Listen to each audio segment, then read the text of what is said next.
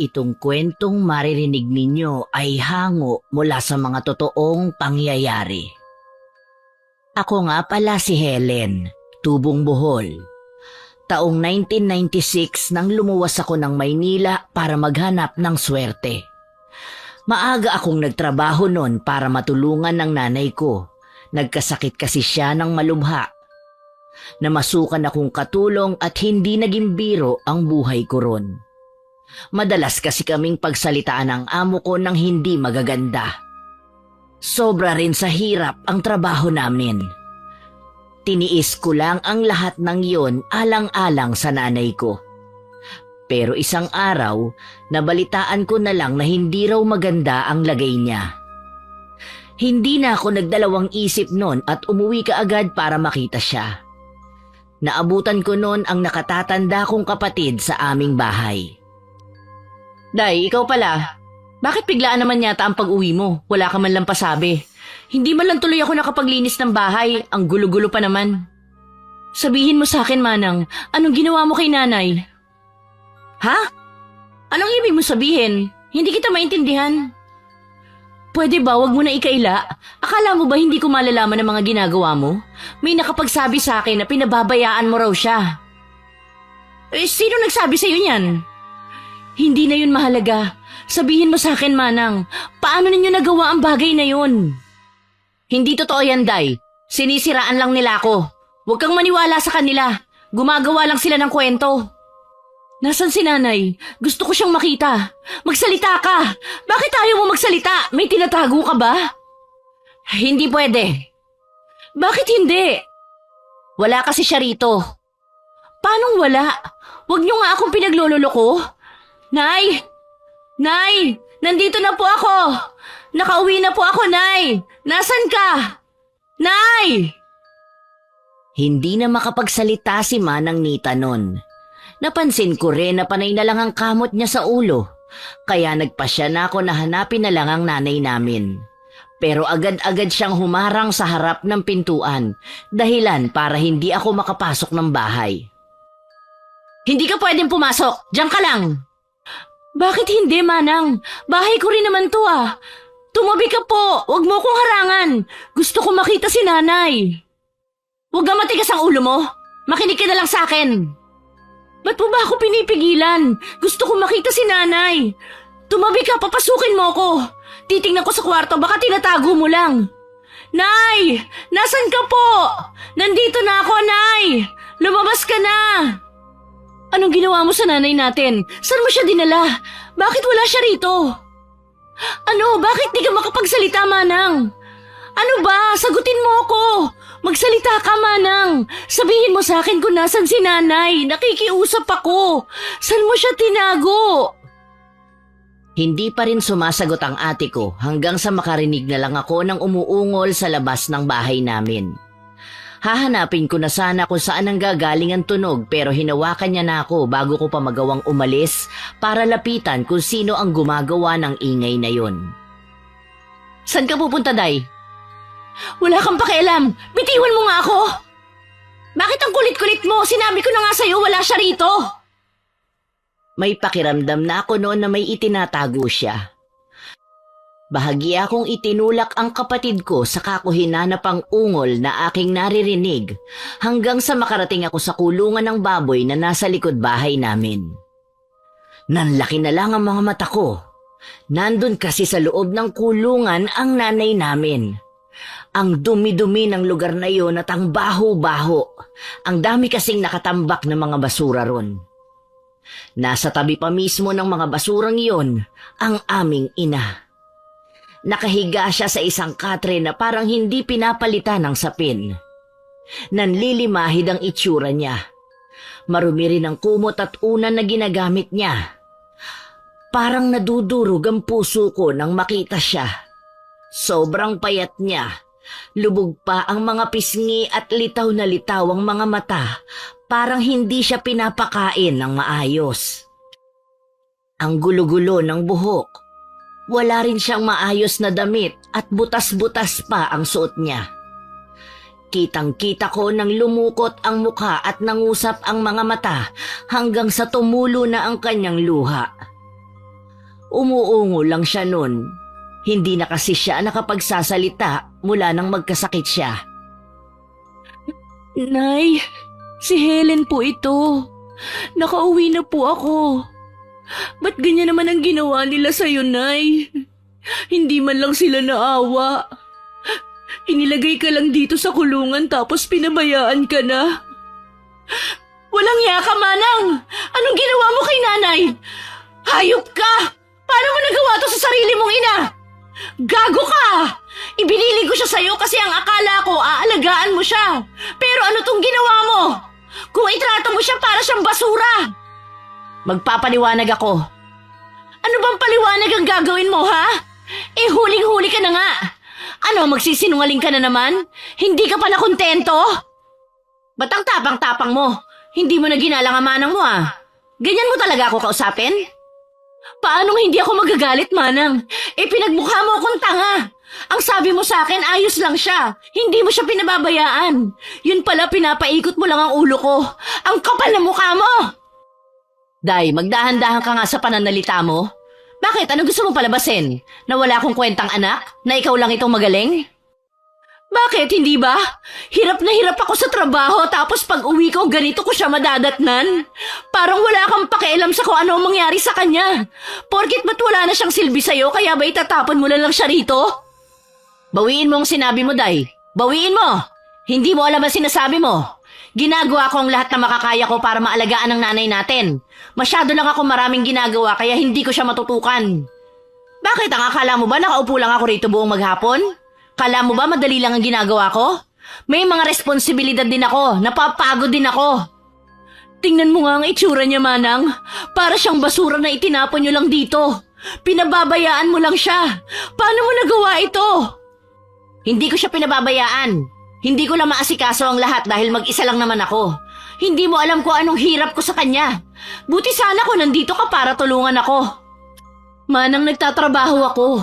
Hindi mo alam kung gaano kahirap ang tinitiis ko sa Maynila. Halos magkandakuba na ako sa trabaho. Lagpas-lagpas sa oras ng trabaho ko. Ginagawa ko ang lahat para lang kumita ako ng pera. Para may maipadala ako rito sa inyo at may maipambili ka ng gamot ni nanay. Pero ganito lang pala ang gagawin mo. Bakit? Sa tingin mo ba sapat na yon? Kung makapagsalita ka, kala mo ang laki-laki ng pinapadala mo, ah. Eh kulang-kulang nga sa amin yun. Hirap na hirap pa akong pagkasyahin. Yan kasi ang hirap sa'yo. Kumita ka lang ng pera, kala mo ang galing-galing mo na. Paanong hindi magkukulang? Eh ang sabi nila sa akin, pinangsusugal ninyo ang pera. Ang kapal ng mukha mo. Pinagpaguran ko ang perang yon. Dugot pawis ko yon. Hindi mo alam kung anong hirap ang tiniis ko para makaipon tapos lulustayin mo lang? Kung hindi ka ba naman walang hiya? Sarili mo lang ang iniisip mo, hayop ka! Huwag mo nga akong pinagbibintangan ng ganyan. Bakit? May pruweba ka ba rin sa sinasabi mo? Manang, hindi naman nila sasabihin yun kung wala ka namang ginagawang kalokohan. Diyan! Diyan ka magaling, ang chumismis. Ba't mas naniniwala ka pa sa kanila kaysa sarili mong kapatid? Ganun na ba kababa ang tingin mo sa akin? Nakapunta ka lang ng Maynila, akala mo kung sino ka na? Minamaliit mo na lang ako. Ikaw na lang ang tama at ako na ang mali. Paano naman ako maniniwala sa'yo, Manang? Eh, ganito ang ginagawa mo sa sarili mong ina. Ikaw ang hina-hina talaga ng ulo mo, no? Nagpapaliwanag na nga ako sa'yo pero hindi mo pa rin ako naintindihan. Palibasa, manang-mana ka riyan sa nanay mong inutel. Pareho kayong walang utak. Hindi mahina ang ulo ko. Hindi mo lang talaga ako mapapaikot gaya ng ginawa mo dati. Bistado na kita. Alam ko na ang kawalangyaan mo. Inabuso mo ko. Manggagamit ka. Anong klaseng kapatid ka? Bastos ka talaga, no? Wala kang utang na loob. Wala akong utang na loob sa isang demonyo na katulad mo. Lumayas ka sa pamamahay namin ni nanay. Lumayas ka! Huwag ka nang babalik! Ka! Magsama-sama kayo, mga wala kayong silbi! Umalis nga ang kapatid ko ng araw ding yun. Hindi na siya bumalik. Nabalitaan ko na lang na nagpunta siya ng Davao.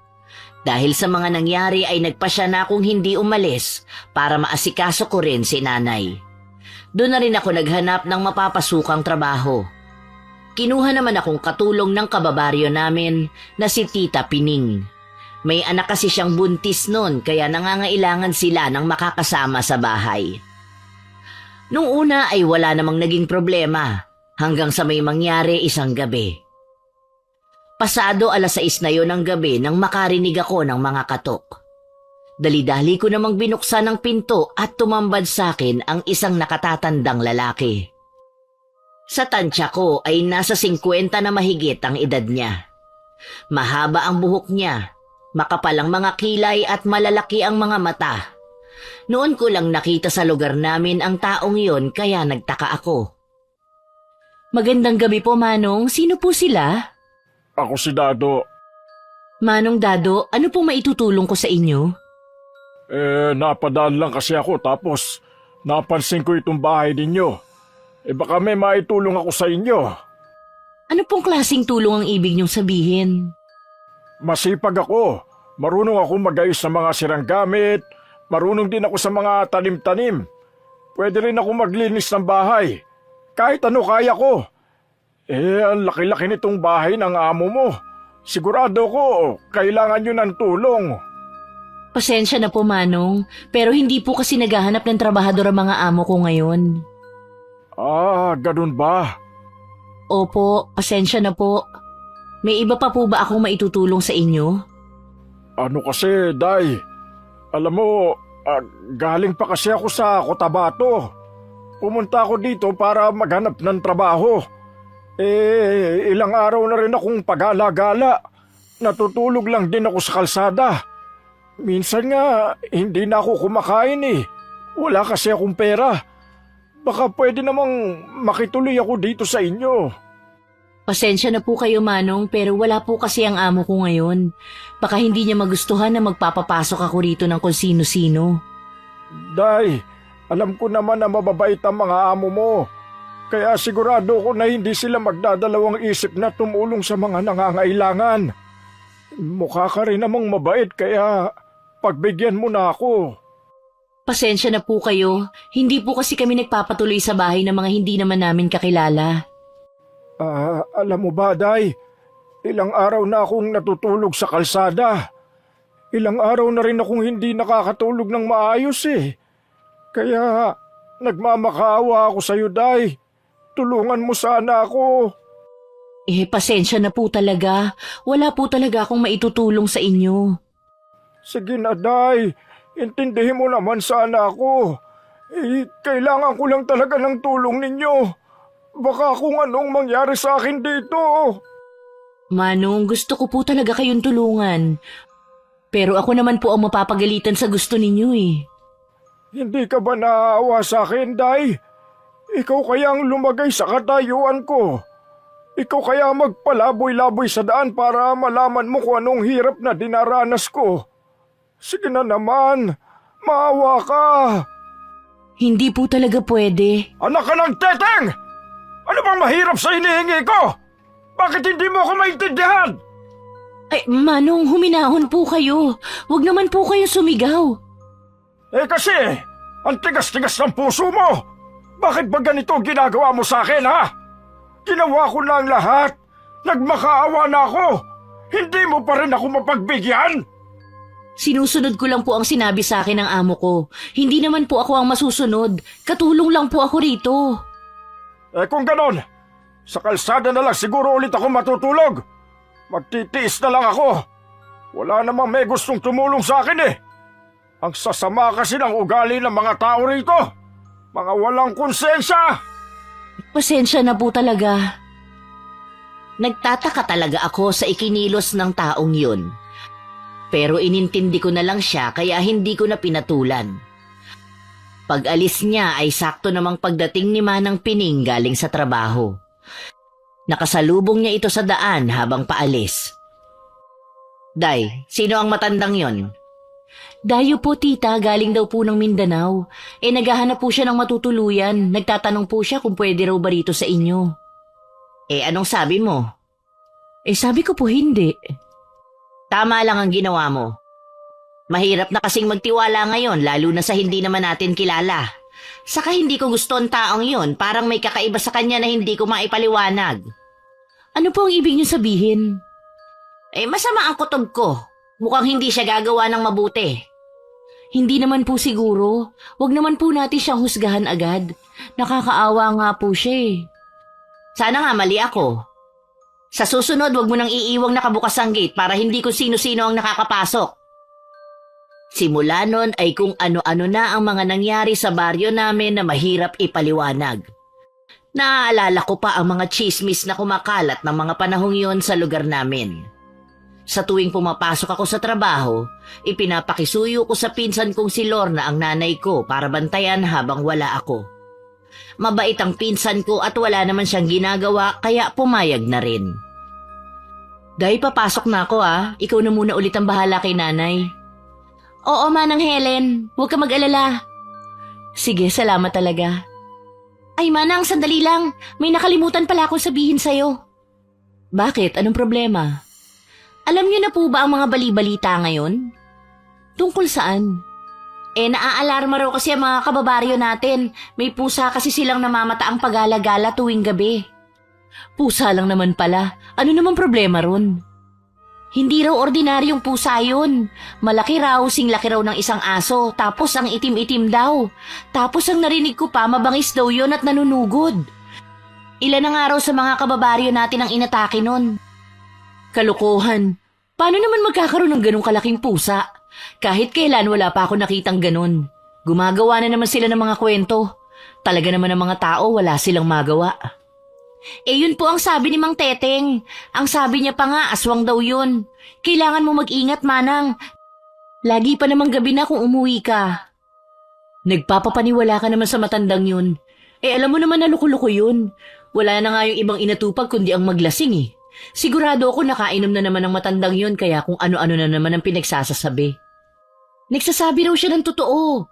Ang sabi niya raw nakita niya yun isang gabi na galing siya sa bukid. Nung una raw may narinig siyang kakaibang tunog. Tapos napansin na lang niya yung pusa na umaaligid sa mga bahay. Natakot daw siya talaga. Ganun na ganun daw ang mga kwento sa kanya nung bata pa siya sa Bacolod. Kaya hindi siya pwedeng magkamali. Hindi talaga ako naniniwala sa mga sabi-sabi pero dumadalas na kasi ang mga nangyayari sa lugar namin na kahina-hinala talaga. Hindi ko na rin naiwasang matakot nun hanggang sa ako na mismo ang makaranas ng kakaiba isang gabi. Sinamahan ko si Tita Pining no na maningil ang mga pautang niya. Medyo ginabi na kami ng uwi nun. Habang naglalakad kami sa daan ay may napansin kaming kakaiba. May lalaki kasi sa daan na ang bilis-bilis ng takbo. Papalapit siya sa amin. Narinig din namin siyang sumisigaw. Para siyang takot na takot. Nagulat na lang ako nang malapit na siya. Siya rin kasi yung matandang nakausap ko na nagmamakaawa. Tulong! Tulungan ninyo ako! Ay, bakit po Manong? Ano pong problema? Tulungan ninyo po ako! May humahabol sa akin! Sino po? Hindi tao! Isang pusa na malaki! Sobrang tapang! Parang nauulol! Anong sinasabi mo? Anong pusa? Ikaw dong nababaliw ka na ba? Hindi ako nagsisinungaling! Nakita ko talaga yung pusa! Ang itim-itim niya tapos sinlaki pa siya ng aso! Sinugod niya ako! Natakot talaga ako! Ano ka ba dong kung ano-ano na lang ang sinasabi mo? Totoo yun! Nakita ko nga mismo! Parang balak niya akong kainin! Tita, ganun din po yung mga sabi-sabi ng mga tao. Totoo ba yung sinasabi mo? Opo, tita. Tulungan mo ko! Baka patayin niya ako! Nakikiusap po ako sa inyo! Mabuti pa po, Manong. Pumunta kayo ng barangay natin. Sigurado po ako na matutulungan kayo ni Kapitan. Manahimik ka! Bakit mo ba ako tinuturuan? Mas marunong ka pa sa akin ah! Bigla na namang nagbago ang ugali ng matandang lalaki kaya nagulat kami ni Tita Pining. Kung titigan niya pa ako ay ubod ng sama. Hindi ko talaga alam kung bakit siya biglang nagalit. Ha? Nagmamalasakit lang naman po ako sa inyo. Hindi ko kailangan ng malasakit mo! Huwag ka nga nakikialam! Hindi naman ikaw ang kinakausap ko ah! Na bang tulong ang kailangan mo, Dong? Kung maaari sana Manang, doon na muna ako makituloy sa inyo. Mapanganib na po kasi talaga dito. Pasensya ka na, Dong. Gusto naman kitang tulungan. Pero hindi pwede yung hinihingi mo. Maawa na po kayo sa akin, Manang. Hindi ko na po alam ang gagawin ko. Hindi talaga pwede. Ano ba, Dong? Bitiwan mo ako. Bitiwan mo ako, sabi eh. Bakit ka ba namimilit? Alisin mo nga yung kamay mo sa braso ko. Ang higpit-higpit mong humawa. Bitiwan mo ako. Nakikiusap ako sa iyo, Manang. Papatayin ako ng halimaw na yon. Hindi nga pwede. Bakit ang tigas-tigas ng ulo mo? Napakasama naman pala talaga ng mga ugali ninyo. Nagmamakawa na nga ako pero hindi nyo pa rin ako pagbigyan. Sarili nyo lang ang iniisip nyo. Kinabahan talaga ako ng mga sandaling yon. Galit na galit kasi siya. Hindi na naman maintindihan ang ugali niya. Hindi na rin maganda ang tingin niya sa amin para kasing gusto niya kaming kainin ng buhay. Bakit ganyan ka naman kumakatingin? Itigil mo nga yan. Pasensya na po kayo, Manong. Aalis na po kami. Mag-iingat na lang po kayo, ha? Pasensya na po talaga. Sus, Ginoo! Natakot talaga ako sa lalaking yun, Day. Kala ko nga kung anong gagawin niya. Opo, kakaiba nga po siya. Nagtataka nga po ako. Hindi naman po siya gano'n nung isang araw. Mabuti na lang po at hindi kayo pumayag sa gusto niya. Hindi na talaga maganda ang kutob ko sa taong yon noon pa. Parang hindi talaga siya pwedeng pagkatiwalaan. Hindi ko alam kung bakit. Pero bigla na lang akong nakaramdam ng kakaiba nun. Kaya napalingon ako pabalik sa lalaki. Nagulat na lang ako sa aking nakita. Tita, nakatingin po siya sa atin. Huwag naman po sana pero parang may binabalak siyang hindi maganda. Huwag mong pansinin. Bilisan na lang natin sa paglalakad. Tita, wala na po si Manong. Nawala na po siya. Ha? Sus, Ginoo, tama ka nga. Saan po kaya siya nagpunta? Bakit bigla-bigla na lang siyang nawala? Paano niya nagawa yun? Hindi ko rin alam, Day. Mabuti pa umalis na tayo. Malayo pa ang lalakarin namin nun pauwi kaya nagmamadali na kami. Kaso, may kakaiba na namang nangyari. Tita, naririnig mo ba ang tunog na yun? Yun parang umuungol. Oo, Day, naririnig ko. Kinakabahan po ako. Ano naman po kayang hayop ang may gawa nun? Hindi ko rin alam, Day. Ngayon lang ako nakarinig ng ganon. Hindi po kaya yun ang sinasabi ng lalaking yun na pusa? Ano ka ba, Day? Huwag ka nga magsalita ng ganyan. Habang patagal ng patagal ay lalo pang lumalakas sa mga ungol na naririnig namin. Ganun na nga lang ang kaba ko nun, pati si Tita Pining ay kinakabahan na rin. Dinoble na namin ang bilis ng paglakad pero parang pakiramdam ko ay mabagal pa rin dahil na rin siguro sa malakas na kabog ng aming mga dibdib. Hanggang sa may bigla na lang lumitaw sa harapan namin, isang pusa na sobra ang laki. Napakaitim ng balahibo niya, gaya sa balat ng paniki. Pulang-pula naman ang mga mata niya. Wala pa akong nakitang ganon. Sobrang nga akong natakot. Sus, Ginoo ko! Anong klaseng nilalang yan? Tita, totoo nga po ang sinasabi nilang pusa. Day, paalisin mo ang pusa na yan. Ngayon na. Ano po? Hindi ko po kaya, tita. Natatakot po ako. Ano naman ang ikinatatakot mo sa pusang gala na yan? Tita, ang sabi po kasi nila, aswang daw po yan. Tumigil ka nga, Day. Kung ano-ano na naman ang sinasabi mo. Yun po ang narinig ko, tita. Hindi po ako nagsisinungaling. Basta paalisin mo na siya. Dalian mo na. Pero tita... Ano ka ba? Sinabi ko na nga paalisin mo na eh. Pinapaalis ko naman po pero imbis na lumayo umaangil pa ang pusa na parang galit na galit. Ayan po naglalakad na palapit sa atin. Huwag mo siyang hayaan na makalapit sa atin. Pigilan mo siya. Layas, pusa! Umalis ka rin sa dadaanan namin. Alis na! Chupi! Tita! Ayaw po niyang umalis. Ano pong gagawin natin, tita? Hoy, pusa! Lumayas ka! Akala mo ba'y natatakot kami sa'yo? Lumayas ka! Lumayas kang hayop ka! Layuan mo kami! Shoo! Pero hindi natinag ang malaking pusa at parang gusto niya talaga kaming lapitan. Nanlilisik na ang kanyang mga mata at lumalabas na rin ang matutulis ng ngipin. Nakita ko rin ang mga kuko niyang naglalabasan na para bang gustong mangalmot. Ayaw mo talagang umalis, ha? Humanda ka! Ano pong gagawin ninyo? Baka kalbutin ka po. Masama na ang kutob ko nun. Bigla na lang kasing dumampot si Tita Pining ng bato. Tapos tumingin siya sa pusa na parang balak niyang batuhin. Pero isa yung malaking pagkakamali. Bago pa niya makuhang batuhin ng pusa ay sinugod na siya nito. Sinagpang siya ng pusang yon. Sobrang diin ang pagkakakagat niya sa tita ko. Ayaw na nga nitong bitiwan ang kamay niya. Tumigil ka! Tama na! Tulungan mo ako, Day! Bitiwan mo siya! Walang iyo ka! Bitiwan mo! Kumuha ako ng kahoy na panghampas at pinagpapalo ang pusang yon hanggang sa pakawalan niya si tita. Nagmamadali namang tumakas ang pusa pagkatapos. Kaso, duguan na siya nun. Malaki kasi ang sugat niya at tumutulo na ang dugo. Medyo naawa pa ako kasi nagkasugat siya dahil sa malalakas kong paghampas. Tita, ayos lang po ba kayo? Hindi mo ba nakita? Nasugatan na nga ako, oh. Itatanong mo pa? Bakit niyo pa kasi ginawa yun? Sinugod ka tuloy. Gusto ko lang naman sanang takutin ang pusa. Malay ko bang ganun ang mangyayari? Kayo naman po kasi, hindi kayo nakikinig sa akin eh. Mapanganib po ang pusang yun. Buti nga at ganyan lang ang nangyari sa inyo. Sa susunod, wag na po matigas ang ulo ninyo, ha? Oo na, mabuti pa umalis na tayo at baka bumalik pa siya. Hindi pa natapos doon ang mga kababalaghan. Nasundan agad yon ng mga sumunod na araw.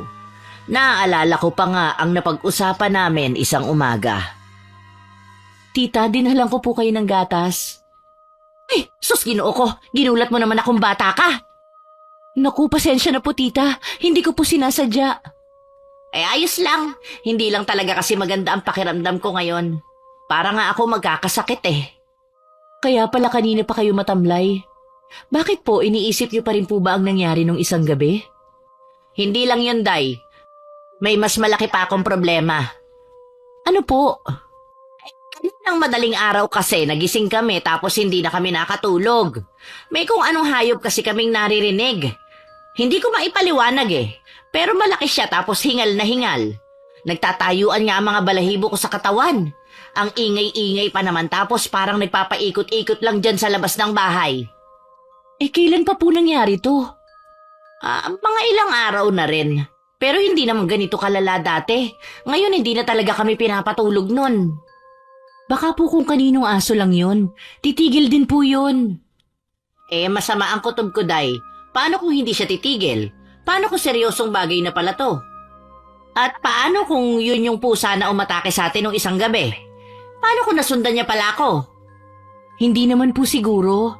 Huwag niyo na po masyadong isipin. Hindi lang kasi yun ang problema ko. Bakit po, tita? Nitong mga nakaraang gabi kasi, napapansin ko talaga na merong lalaki na parang umaali-aligid sa labas. Tapos patingin-tingin sa bahay. Nakikilala niyo po ba kung sino?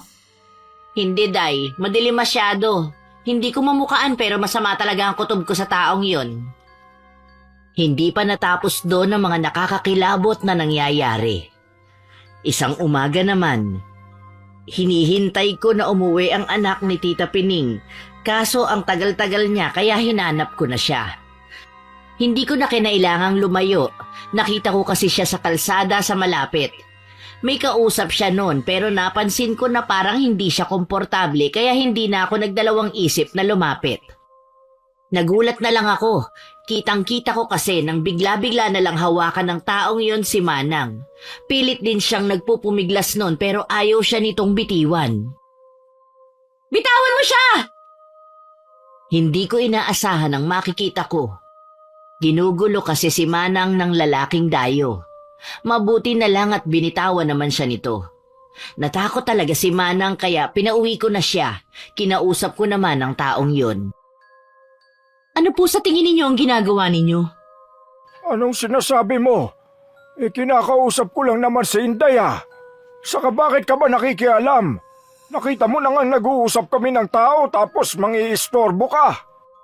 Nakita ko po nang hawakan niyo siya. Hindi po tama yun. Bakit niyo po ginawa yun?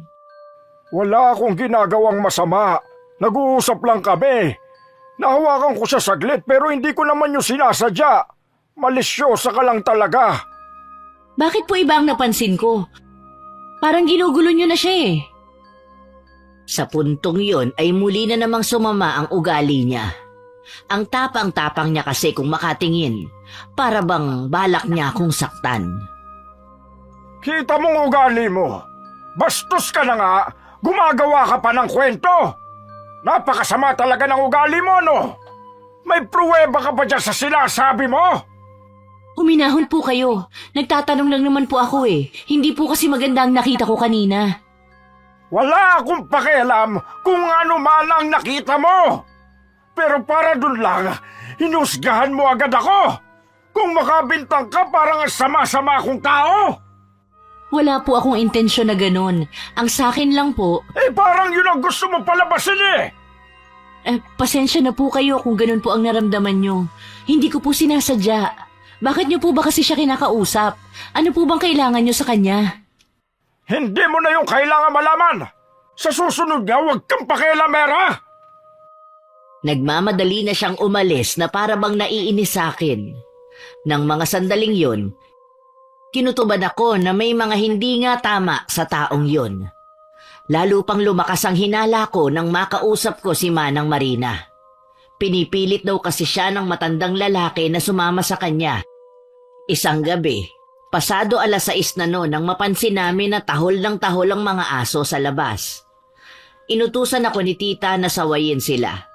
Hindi sumagi sa isip ko ang makikita ko.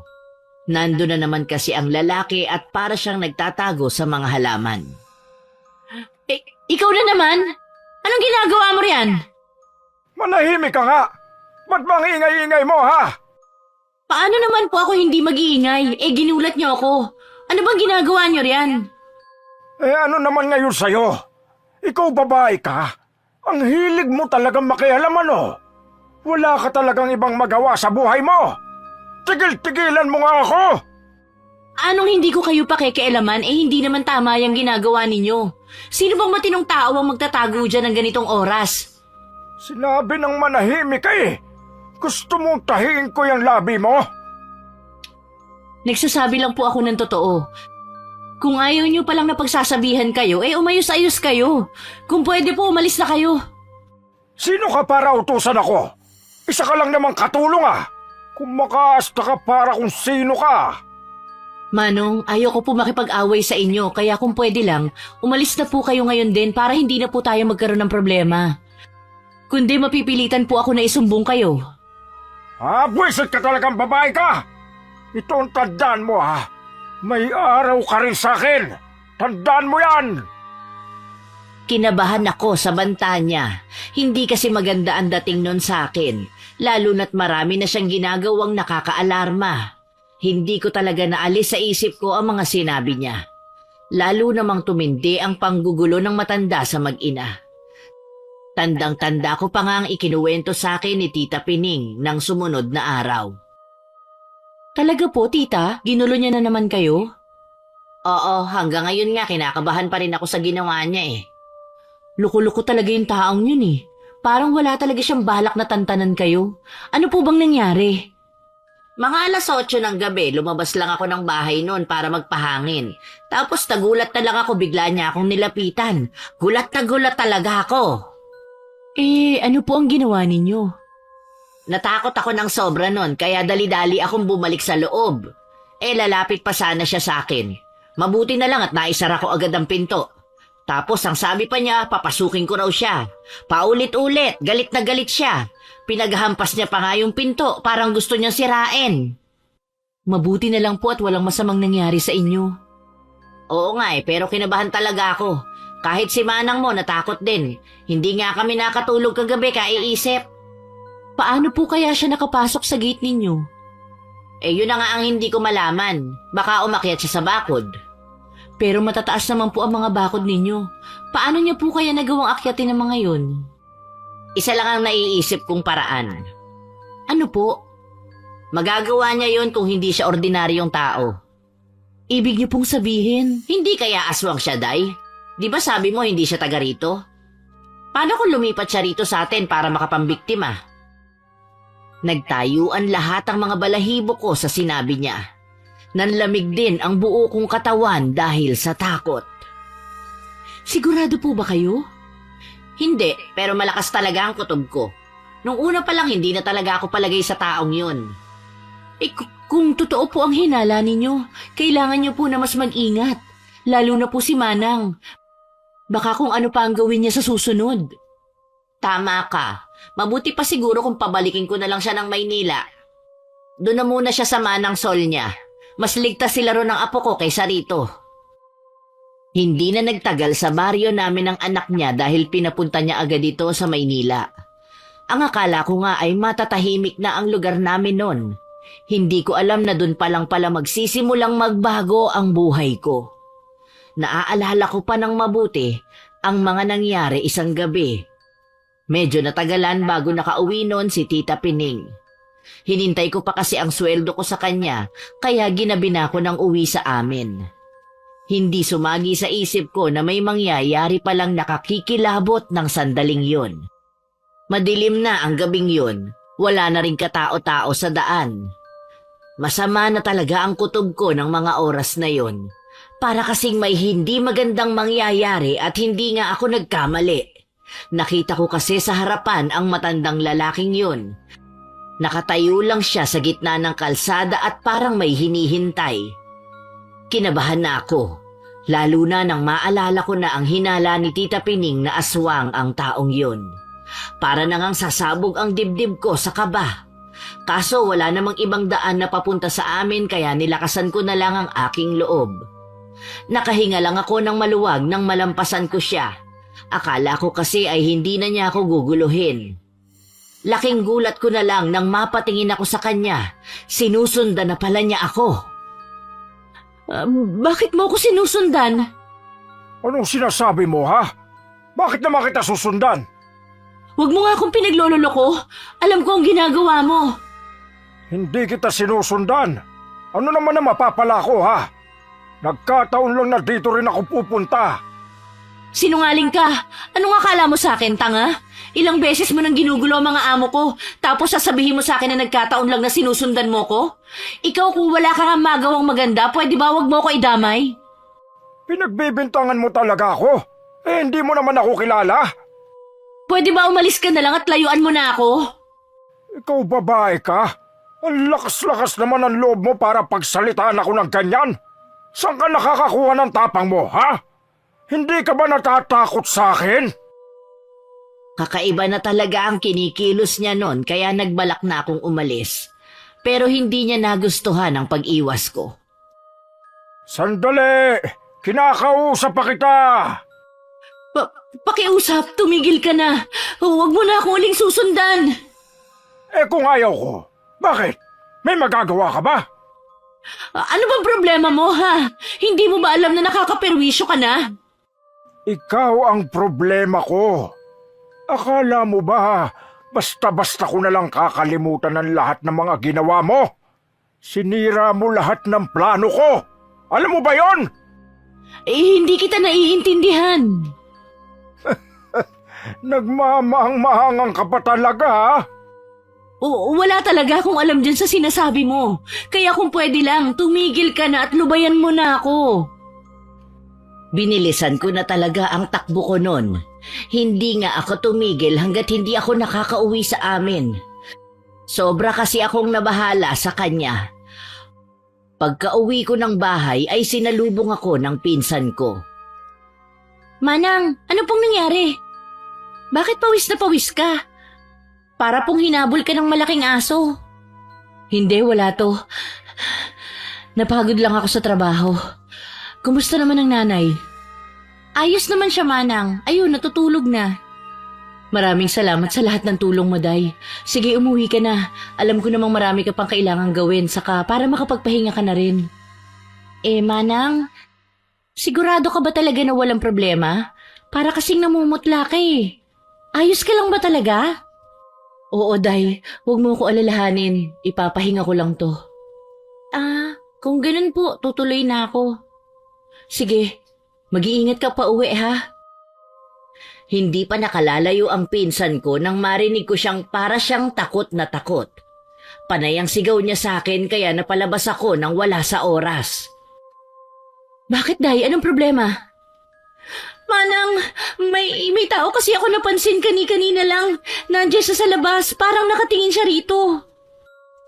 Kinilabutan ako sa sinabi niya. Sumagi rin agad sa isip ko ang taong yon. Muli na naman akong ginapangan ng takot. Ay, sigurado ka ba riyan sa sinasabi mo?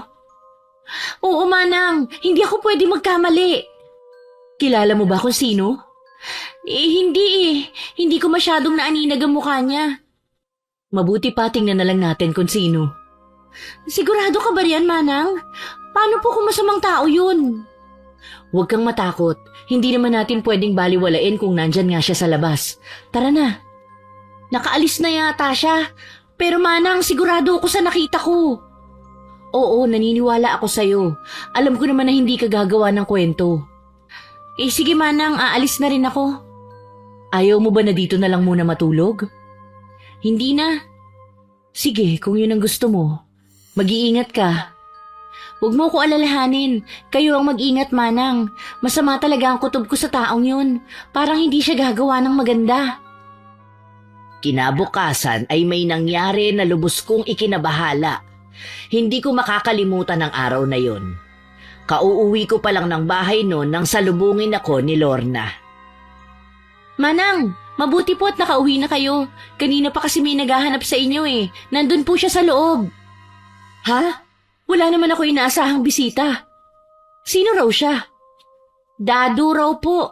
Ang sabi niya kaibigan niya raw po kayo. Pakiramdam ko noon ay parang narinig ko na ang pangalan na yun pero hindi ko naman maalala kung saan. Kaya pinuntahan ko na lang ang taong yun. Nagulat na lang ako sa nakita ko sa loob ng bahay namin. Kumusta, Helen? Ikaw na naman? Ano ba talagang problema mo? Ang kapal-kapal naman ng mukha mo para pumunta pa rito. Huminahon ka lang, Helen. Binibisita lang naman kita eh. Ang ganda pala ng bahay niyo, ano? Siguro, masarap tumira dito. Ano bang kailangan mo, ha? Yung nanay mo, napansin ko na parang mahina siya. Anong sakit niya? Walang yaka. Wag mo siyang pakikialaman. Layuan mo siya. Sinasabi ko talaga sa'yo. Ano ka ba, Helen? Nagtatanong lang naman ako. Kung makapagsalita ka naman eh, para namang may gagawin akong hindi maganda sa kanya. Walang yaka. Walang yaka talaga. Napakasungit mo naman. Ganyan mo ba itatrato ang kaibigan mo, Helen? Hindi ako nakikipagbiruan sa'yo. Mabuti pa umalis ka na ngayon din. Kundi tatawag ako ng tanod. O siya, sige Helen.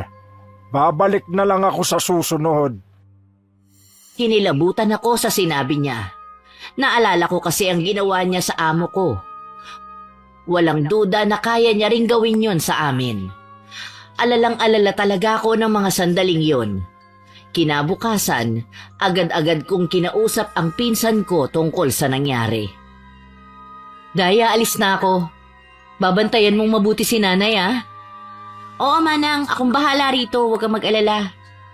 Huwag kang basta-basta magpapapasok ng kahit sino dito sa bahay. Lalo na kung di mo naman kilala. Bakit? May problema po ba? Tungkol ba ito dun sa nangyari nung isang araw? Oo, tama ka.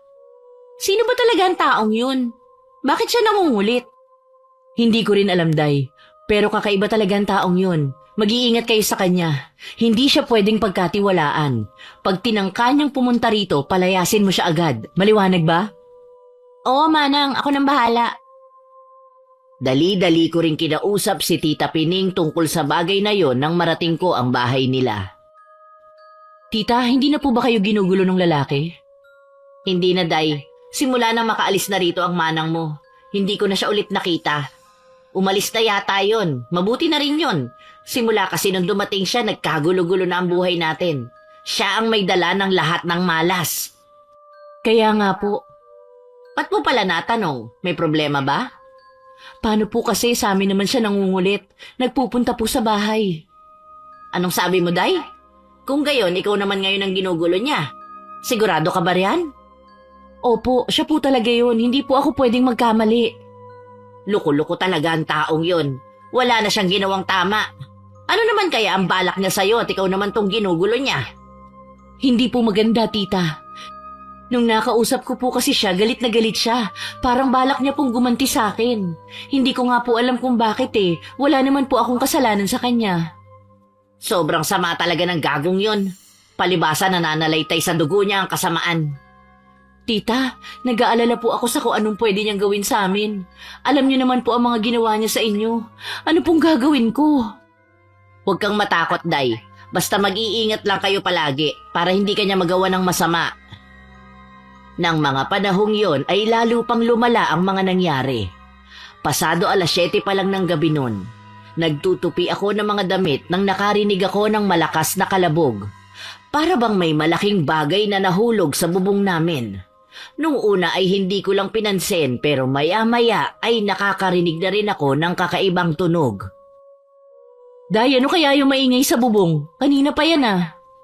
Daga lang po siguro yan, Manang. Pwede bang tingnan mo kung ano?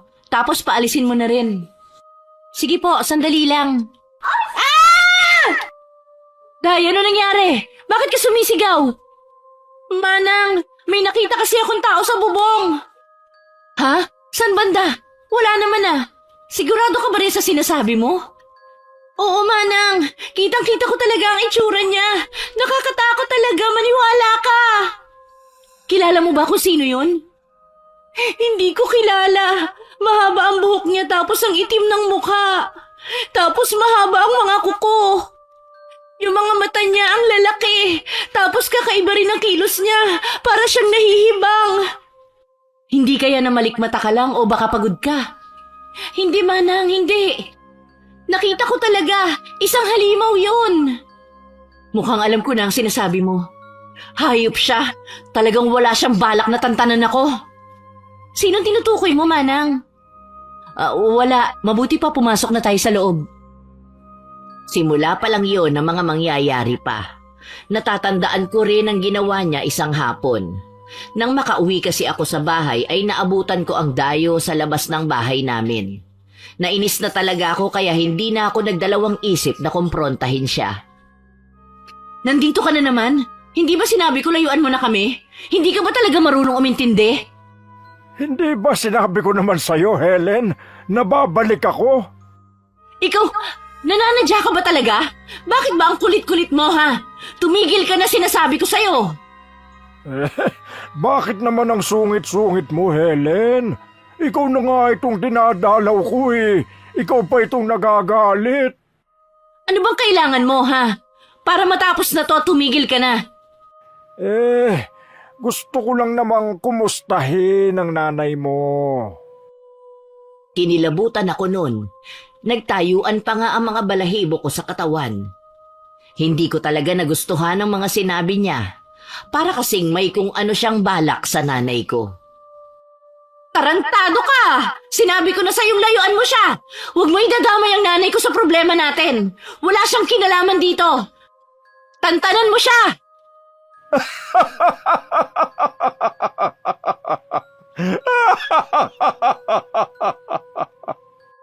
Anong nakakatawa? Manong, parang awa mo na. Layuan mo ang nanay ko. Kung ano man ang balak mo sa kanya, huwag mo nang ituloy. Nakikiusap ako sa'yo. Pero hindi pa rin niya ako kinausap. Tawa lang talaga siya ng tawa. Para siyang wala sa sarili. Nasundan pa ang panggugulo niya ng sumunod na araw.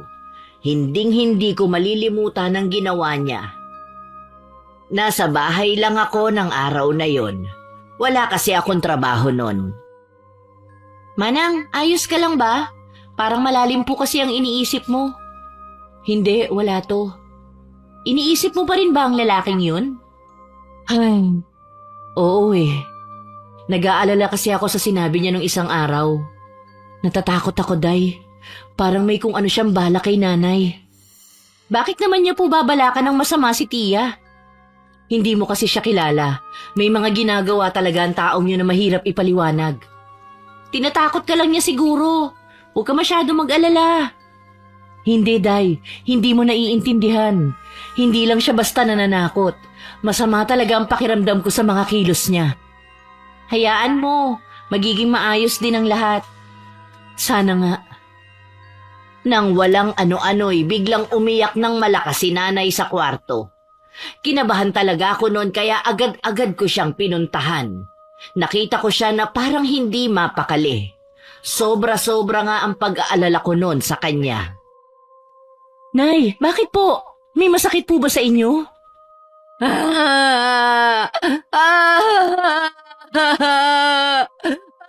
Tia, huminahon lang po kayo. Nag-aalala na po kami. Nay, bakit po? Ano po bang problema? Manang, para pong may kinatatakutan si Tia.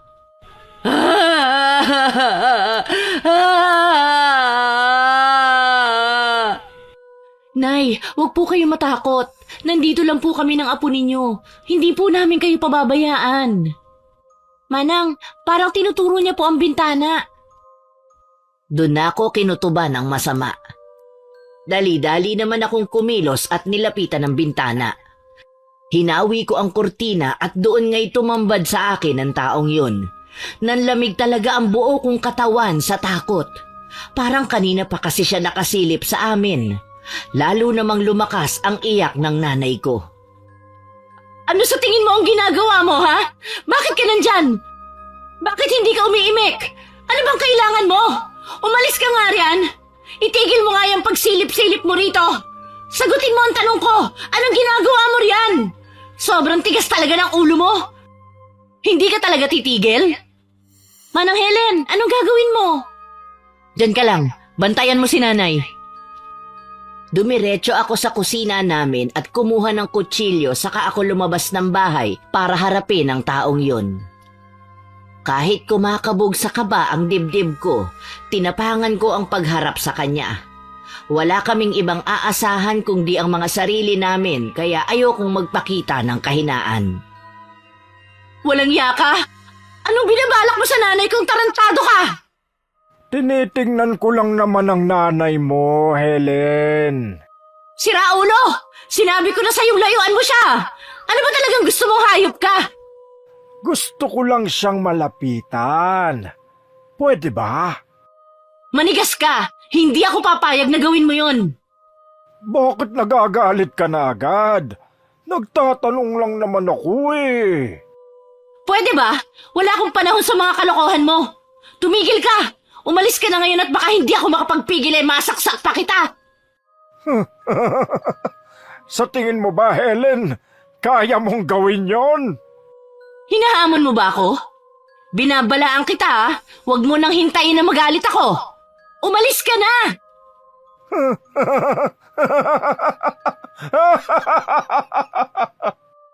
Tarantado ka? Ginagalit mo ako? Sinugod ko siya kaso bago pa ako makalapit sa kanya ay umupo na siya sa lupa na parang aso. Sa pagkakataong din yun ay nagbago na naman ang kilos niya. Bigla kasi siyang tumapang at umaangil pa sa akin. Para siyang isang asong ulol na mangangagat. Hindi ko alam kung ano ang ginagawa niya pero hindi pa rin ako nagpatakot. Sinaksa ko siya kaso dumaplis lang sa braso niya. Hindi niya rin yun ininda. Hinawakan niya rin ako ng mahigpit sa kamay ko. Parang mababali na sa sakit ang kamay ko noon. Hanggang sa hindi ko na makaya at mabitiwan ko na ang kutsilyo. Wala na akong kalaban-laban sa kanya noon kaya tumakbo na ako. Kaso hinila niya ako sa buhok kaya hindi ko na nagawa. Panay ang sigaw ko sa kanya na bitawan niya ako. Parang wala talaga siyang balak na bitiwan ako, lalo pa kasing lumalakas ang paghila niya. Para nangang mabubunot ang anit ko sa sobrang sakit. Hindi ko na nga alam ang gagawin ko nun. Tulong! Mga kapitbahay! Tulungan niyo po kami! Hindi pa tayo tapos, Helen. Pabalikan kita. At sa susunod, kukunin ko na talaga ang nanay mo.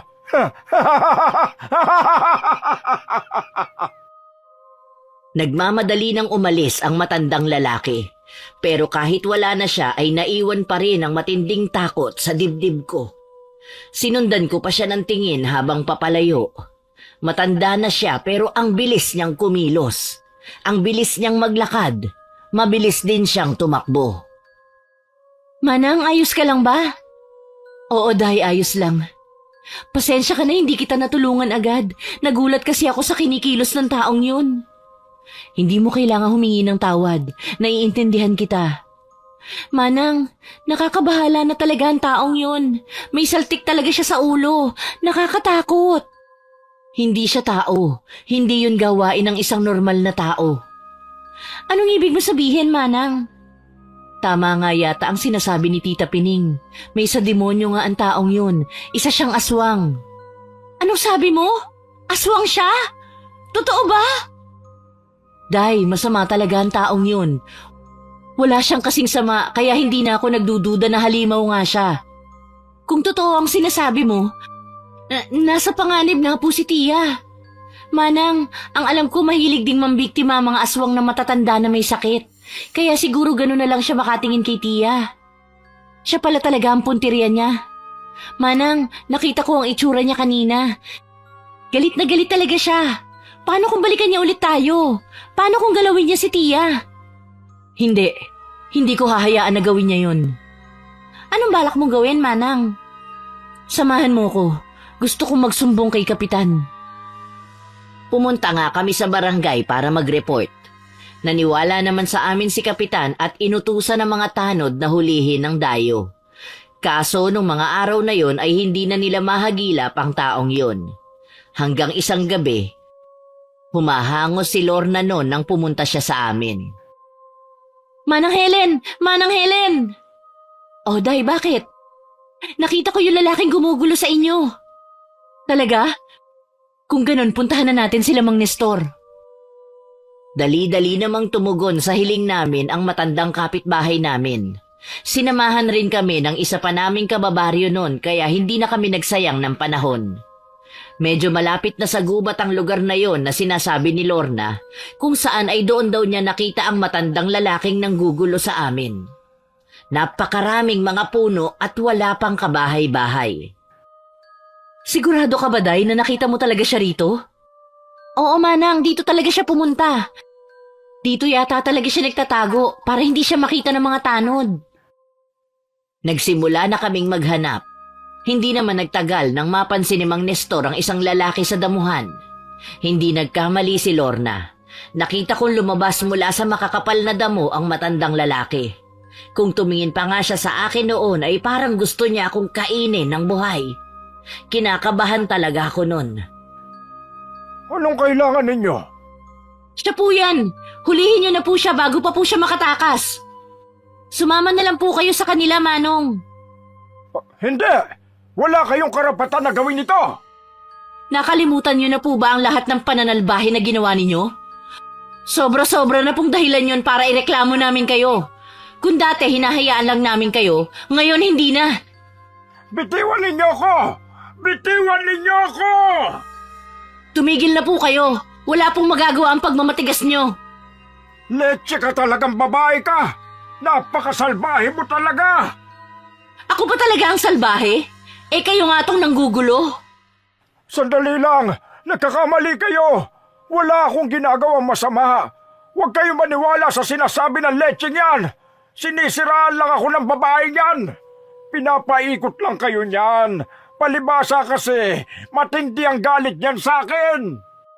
Tumigil na po kayo, Manong. Alam na po nila ang lahat-lahat ng ginawa ninyo. Pati na rin ang panggugulo ninyo sa mga amo ko. Itatanggi niyo pa rin po ba yon? Wisit ka! Talagang kinakalaban mo kung hayop ka! Dapat yun lang pong pagbayaran ng mga ginawa nyo. Dalhin nyo na po siya, mga Manong. Sandali! Pakinggan niyo muna ako! Bakit niyo ginagawa sa akin to? Siya nga ang dapat na hinuhuli ninyo! Tama na po, Manong. Huwag na po kayong gumawa ng kwento. Makinig kayo. Ako pa nga sinaktan ng hinayupak na yan eh. Alam niyo ba ang ginawa niya sa akin? Sinaksak niya lang naman ako sa braso. Tapos pinagbantaan niya pa ako.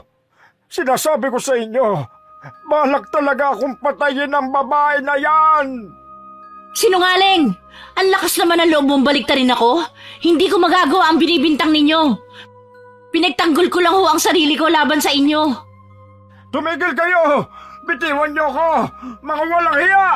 Bakit ba kayo naniniwala sa babaeng yan? Nakikiusap ho ako sa inyo. Sumama na lang po kayo ng mapayapa. Hindi! Hindi ako makakapayag! Ang akala mo ba panalo ka na? Hindi pa! Nagsisimula pa lang tayo, Helen! Bigla na lang siyang nagpumiglas nun. Pilit siyang hinahawakan ng mga tanod pero sobrang lakas niya. Hanggang sa makawala na lang siya at agad-agad niya akong sinugod. Sa sobrang higpit, halos hindi na ako makahinga. Hayop ka talaga! Sa ginawa mong to, hindi kita mapapatawad!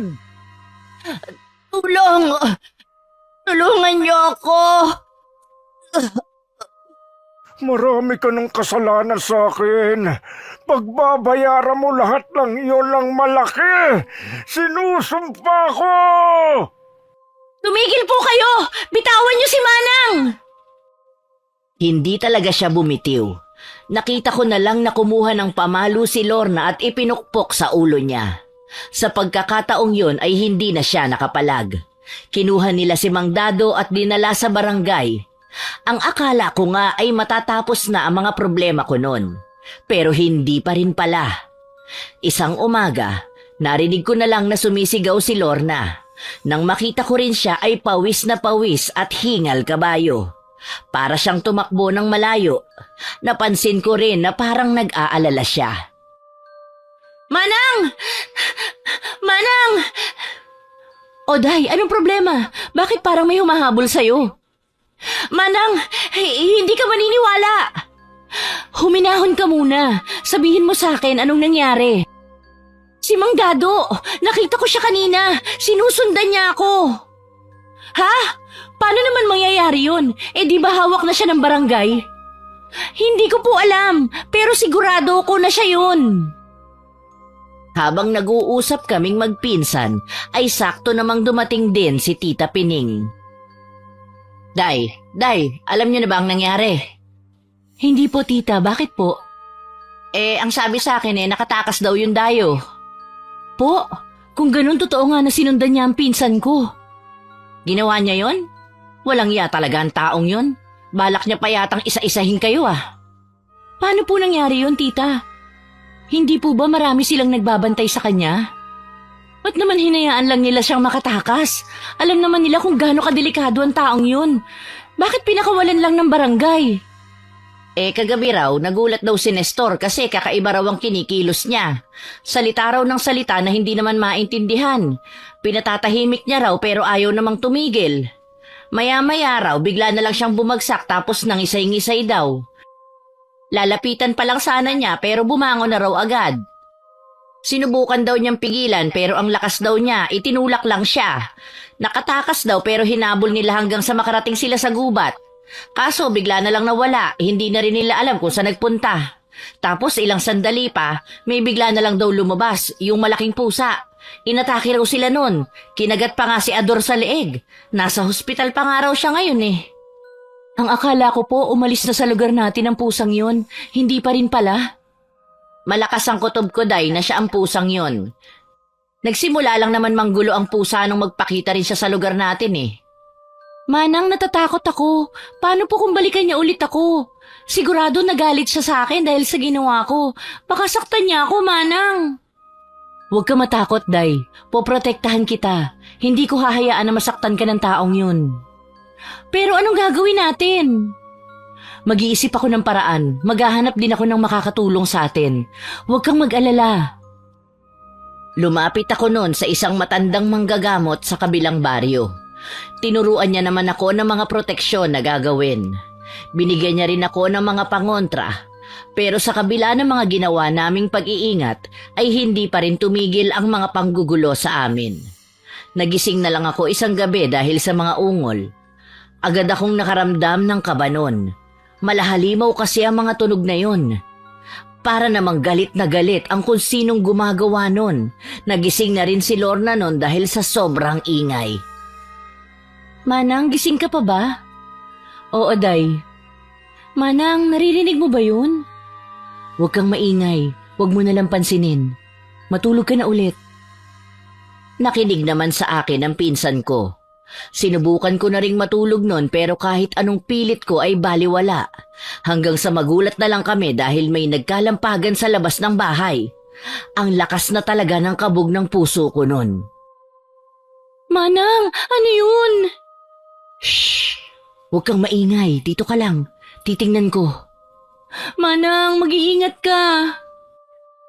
Dahan-dahan akong bumangon at pumunta sa sala namin. Takot na takot talaga ako nun, pero pilit kong nilakasan ang loob ko at lumapit sa bintana namin. Sumilip ako ron at nanlaki ang mga mata ko sa natunghayan ko.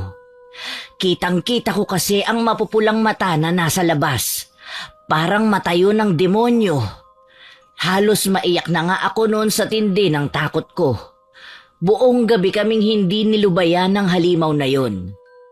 Hindi na nga kami nakatulog ng pinsan ko. Kahit nga umaga na ay balisang-balisa pa rin kami sa nangyari. Day, hindi ka man lang ba kakain? Wala pa akong gana, Manang. Masama kasi ang pakiramdam ko. Parang akong magkakasakit eh. Naku, Day, hindi pwedeng ganyan. Ano na lang ang sasabihin sa akin ng tatay mo na pinababayaan kita? Kumain ka kahit na konti lang. Paano naman ako makakakain, Manang, sa lagay natin? Manang, sigurado ako na si Mang Dado ang nakita mo kagabi. Huwag ka nga mag-isip ng ganyan. Hindi siya yun. Malamang kung anong hayop lang yun na naligaw rito sa atin. Manang naman, ano pa bang pruwebang kailangan mo nakita mo na nga ang halimaw na yun? Huminahon ka lang, Day. Paano ko hihinahon, Manang? Palagi kong inaalala kung anong pwedeng gawin sa atin ng demonyong yun. Manang, sigurado ko napapatayin niya tayo. Manang, natatakot ako. Huwag kang matakot. May mga proteksyon tayo. Hindi ka niya masasaktan. Sige na, kumain ka na, Day. Kahit na konti lang, sige na. Wala talaga akong gana. Lalabas na muna ako para magpahangin. Sige. Nag-aalala talaga ako sa pinsan ko, lalo pa nang bigla-bigla na lang siyang sumigaw habang nasa bakuran. Dali-dali ko siyang hinanap at saka ko nalaman kung bakit gano'n na lang ang naging reaksyon niya. Sus, Ginoo ko! Bakit naman ganyan ang ginawa nila kay Muning? Bakit tinanggalan nila ng ulo? Manang, ayoko na! Ayoko na! Hindi ko na kaya! Niyakap ko na lang siya ng mahigpit nun. Hindi ko na rin kasi alam ang sasabihin ko sa kanya. Kahit ako ay kinilabutan din sa nakitang patay na pusa na walang ulo. Sobrang sama ng naging epekto sa pinsan ko ng mga nangyari. Kaya nagpasya ang tito ko na dalhin na muna siya sa ibang baryo. Pumayag naman ako dahil alam kong ako ang may kasalanan kung bakit ganon ang nangyari sa kanya. Pero hindi pa rin talaga tapos sa akin ang taong yon. Naglalakad ako ng mag-isa isang araw. Bumili kasi ako ng ulam namin. Ni hindi sumagi sa isip ko ang mangyayari. Pagdaan ko kasi sa lugar na maraming puno ay bigla na lang lumabas ang taong yon. Nagsisigaw ako ng malakas. Sinubukan kong tumakbo. Pero sobrang bilis niya at naharangan ako. Saan ka pupunta? Diyan ka lang! Huwag kang lalapit! Tulong! Tulungan niyo ako! Ano ka ba? Walang makakarinig sa'yo dito. Parang awa mo na. Tigilan mo na ako. Nakikiusap ako sa'yo. Ikaw talaga, Helen. Ngayon na nga lang ulit tayo nagkita eh. Pinapaalis mo na agad ako. Mag-uusap na muna tayo sandali. Ano ba talagang problema mo? Wala naman akong ginagawa sa'yo ha. Bakit ba ayaw mo akong tantanan? Nakalimutan mo na agad ang mga ginawa mo? O sige, ipapaalala ko sa'yo. Ikaw lang naman ang dahilan kung bakit nasira ang mga plano ko. Ang hilig mo kasing mangialam. Kung hindi ka sana pakialamera, edi sana wala tayong magiging problema. Kasalanan mo yun! Kung ano-ano kasing kahayupan ang pinaggagawa mo! Demonyo ka! Totoo yang sinasabi mo! Parang awa mo na. Nakaganti ka naman na sa akin eh. Yung nanay ko palagi siyang umiiyak.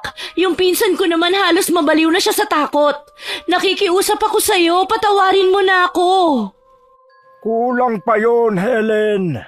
Kulang pang lahat ng yon. Hindi pa ako tapos. Sisiguruhin ko na magdurusa ka pa.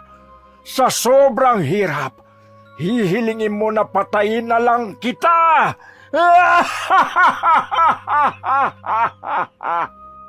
Napakasama mo talaga. Napakatapang mo pa rin, Helen. Sa kabila ng lahat, talagang hindi ka pa rin natatakot. Pero tignan natin kung hanggang saan niyang tapang mo. Walang iya ka? Ano na naman binabalak mo? Hayop ka! Malalaman mo rin. Tinutuon niya ang mga banta niya. Nangyari yon isang gabi. Pasado 6:00, nagsara na ako ng buong bahay at nagsaboy ng asin sa gilid-gilid ng mga bahay. Pero nagulat na lang ako nang may marinig akong tumatawag sa akin. Nang tingnan ko ay si Manang Lourdes pala yon. May nagsabi raw sa kanya na may nangyari raw na masama kay Tita Pining at kailangan ko siyang puntahan. Nag-alala talaga ako noon kaya binilin ko muna kay Manang ang nanay ko at agad-agad kong pinuntahan ng matanda. Pero nang makarating ako ron at nang lumabas si Tita ay mukhang ayos naman siya. Ano ba yung sinasabi mo, Day? Ayos lang ako. Ang sabi po sa akin ni Manang Lourdes, may umatake po sa inyo. Wala! Hindi ba't sabi ko naman sa'yo na wala nang gumugulo sa akin? Hindi mo na ako kailangang alalahanin. Ganun po ba? Hindi ka na nadala sa babaeng yun. Eh di ba mahilig talaga yun sa mga chismis? Kahit anong chismis papatulan niya kahit na hindi totoo. Eh sige po, uuwi na po ako. Iniwan ko kasi ang nanay ko sa kanya eh. O sige na, umuwi ka na. Sa susunod, huwag ka nang maniniwala ron. Naiinis akong umuwi. Ang laking problema kasi ang dinulot sa akin ni Manang kung nagkataon. Bala ko talaga siyang pagsabihan nun pero naabutan ko siya sa labas ng bahay namin na nakadapa. Wala na siyang malay nun. Dali-dali ko siyang nilapitan. Pilit ko siyang ginigising pero hindi na magising. Napansin ko na may kagat siya sa leeg. Parang kagat ng aso. Takang-taka talaga ako hanggang sa marinig kong umuungol si nanay.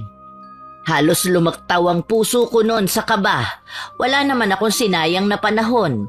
Pumasok ako ng bahay at dumiretso ng kwarto. Para akong binangungot noon sa nakita ko. Nasa ibabaw kasi ng nanay ko ang isang napakaitim at napakalaking pusa. Kitang-kita ko kung paano niya kagat-kagatin ang nanay kong iyak ng iyak. Galit kong sinigawan ng pusa at binugaw. Napalingon sa akin ang pusa. Saka ko palang napansin na duguan na ang bibig niya. Ganon na rin ang leeg ng nanay ko. Kaagad ko namang kinuha sa bulsa ang supot ng asin.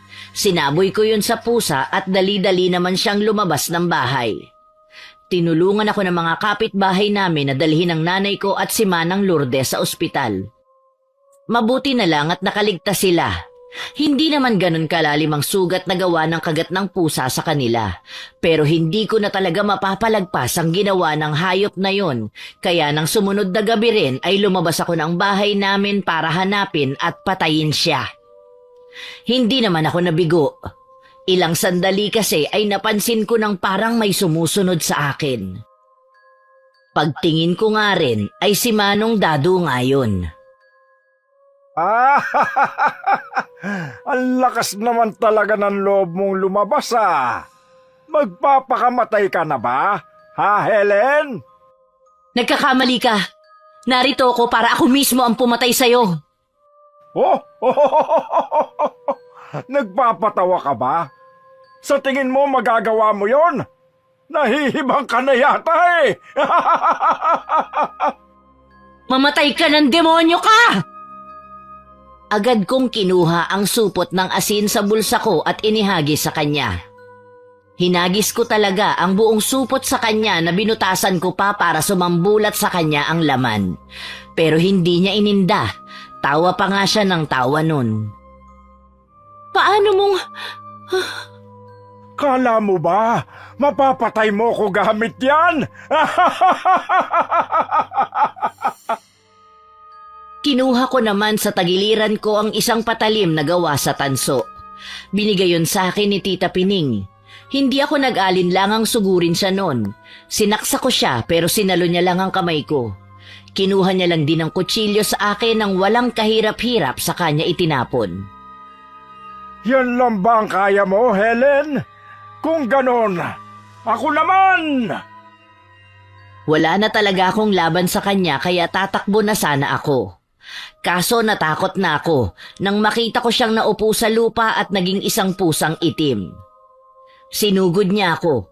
Wala akong nagawa nun. Natumba ako sa lupa at kaagad niya akong pinatungan. Balak niya rin akong kagatin sa leeg nun pero naiharang ko ang bisig ko sa kanya. Kaso dun niya na ako kinagat. Napasigaw na lang ako. Sobrang sakit nun para akong tinusok ng maraming bubog. Pero hindi ako sumuko. May nakita akong bato nun malapit sa akin na pinilit kong abutin, saka ko ipinukpok sa ulo ng pusang yun. Binitawan niya ako. Dali-dali ko namang hinanap ang patalim. Nang makita ko yon ay agad-agad ko na sana yung kukunin. Pero muli na naman akong kinagat ng halimaw, sa kaliwa ko namang kamay.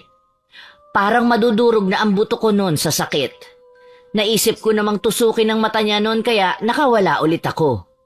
Sa pagkakataong yon ay nakuha ko na ang patalim. Ako naman ang sumugod sa kanya habang namimilipit pa siya sa sakit. Sinaksa ko siya sa leeg. Binaon ko talaga yon ng husto sa laman niya. Katakot-takot nga na sigaw ang narinig ko sa halimaw. Bumagsak siya sa lupa noon pero laking gulat ko nang makabangon pa siya. Susubukan pa sana niyang tumakas pero kumuha ako ulit ng bato at ipinukpok ko ulit sa ulo niya. Halos hindi na makagalaw ang halimaw pero pilit pa rin siyang tumakas. Hahabulin ko pa sana pero naisip ko na baka matuluyan kong patayin. Nakaramdam din ako ng awa. Pero naisip kong kapag sinugod pa niya kami ulit ay talagang tutuluyan ko na siya. Naisip kong natuto na rin ng leksyon ang matandang aswang na yon na parang wala na talaga sa sariling pag-iisip. Nang ikwento ko yon kay Tita Pining ay nagalit talaga siya sa akin. Nababaliw na raw ako pero maswerte akong hindi ako napahamak. Noon ko palang naisip na grabe talaga ang ginawa ko. Tumigil na ang mga kababalaghan sa baryo namin simula nun. Nakabalik na rin sa baryo ang pinsan ko at naging maayos na ang lagay niya. Unti-unti ring gumaling ang nanay ko sa sakit niya. Hanggang sa magawa na rin niyang makaupo at makapagsalita. Hindi na rin naulit ang mga nakakikilabot na mga karanasang yun at mula noon ay hindi na talaga nagbalik ang matandang lalaki. Hindi ko alam kung ano na ang nangyari sa kanya. Kung namatay man siya, wala na akong pakialam. Siguro ay dapat lang yun sa kanya kaysa naman makapambiktima pa siya ng iba. Marami pong salamat sa pagbabasa ng liham ko, Lola Telang. Ako po ulit ito,